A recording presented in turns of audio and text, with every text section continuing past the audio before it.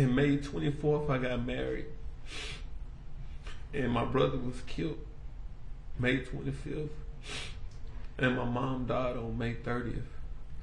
So it's like a bittersweet month because I'm supposed to be happy when that month comes.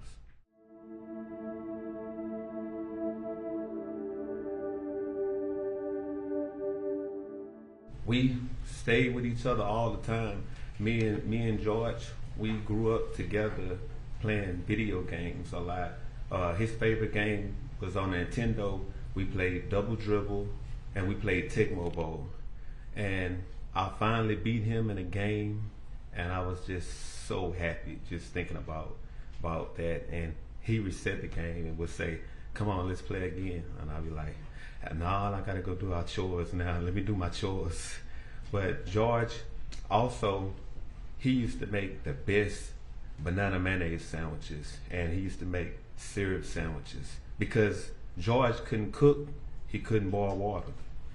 So, and also if you all were there in our house, you'll see George had lines on the wall because he will always measure with his height, trying to see how tall he is, because he wanted to be taller all the time because he loved sports. So he always wanted to be the best. And sir, I'm going to interrupt you for a moment. I appreciate you sharing that with us. I'd like to show the witness what's been marked for identification as Exhibit 284. Do you recognize the picture in 284? Yes, sir. Is that a picture of your mother and George when he was younger? Yes, sir. I'm going to offer Exhibit 284. Any objection? 284 is received. Permission to publish. Sir, would you please describe this photo and what you know about it? That's my mother. She's no longer with us right now, but that's my oldest brother, George. I miss both of them. I was married. In May 24th, I got married, and my brother was killed May 25th, and my mom died on May 30th. So it's like a bittersweet month because I'm supposed to be happy when that month comes. Going back to growing up in the CUNY homes, can you please tell the jury what role George Floyd had as the older brother in that household? He was so much of a leader to us in the household. He would always make sure that we had our clothes for school. He made sure that we all were going to be to school on time. And like I told you, George couldn't cook, but he'll make sure you have a snack or something to get in the morning. But he was one of those people in the community that when they had church outside, people would attend church just because he was there. Nobody would go out there until they seen him. And he just was like a person that everybody loved around the community. He just knew how to make people feel better. And sir, you indicated, well, first you aware of where George Floyd went to school? He went to school at Blackshear Elementary, and from Blackshear it was Ryan Middle School, and from Ryan it was Jack Yates High School, where he excelled in sports and basketball and football.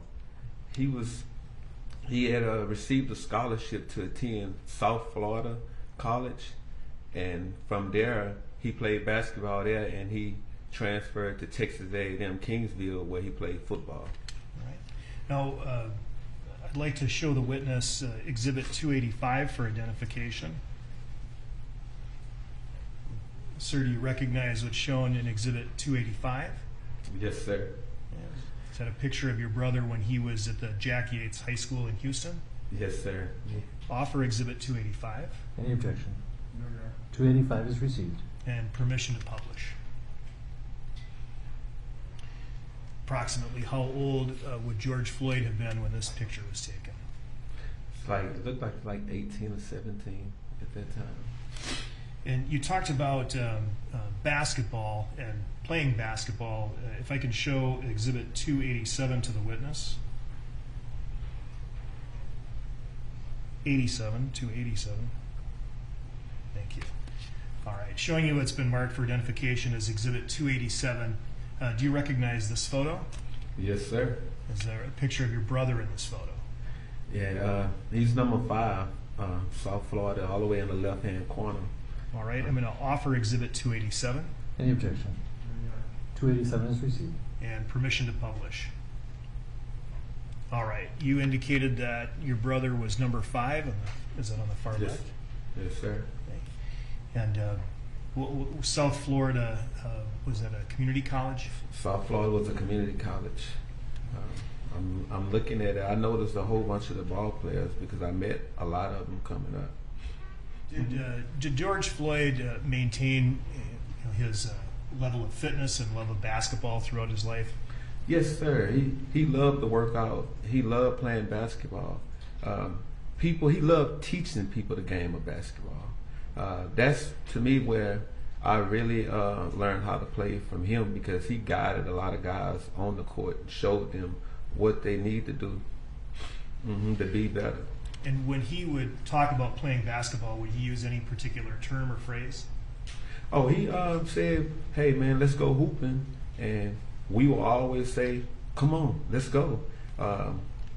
We always went hooping, and you have to hoop every day, because if you don't go and shoot a whole bunch of shots, like 50 to 100 shots a day, my brother will always say, you'll never be able to compete. Hooping was big because Magic, you had to watch the stars. We watched Michael, we watched Magic, we watched everybody hoop every day. And if you could take that down, you indicated that George Floyd was also interested in football, or had a passion for football. Is that right? Yes, sir. Would he play catch with you? He would play catch with us. It's funny how I always thought that my brother couldn't throw, but he never intended to throw the ball to me. He will always throw it at an angle where I have to go chase it and jump for it or dive for it. And I came up to him one day, I said, "Man," I said, "I see why you play tight end and stuff, because you can't throw it all." And he was like, "I don't want to throw the ball to you, because if I throw it to you, you'll never understand. You have to go get the ball." He said, "The ball should never come to you. You should always tell yourself, I'm going to go get the football, because you have to attack the ball." That's what he told me. And, sir, was your brother a father? Yes, sir. I'm going to show you what's been marked for identification as Exhibit 290, just to the witness. Do you recognize what's shown in Exhibit 290? Yes, sir. Is that a picture of your brother with his daughter? Yes, sir. Offer Exhibit 290. Any objection? 290 is received. And permission to publish. And what's his daughter's name? Gianna, And how old is she now? 7.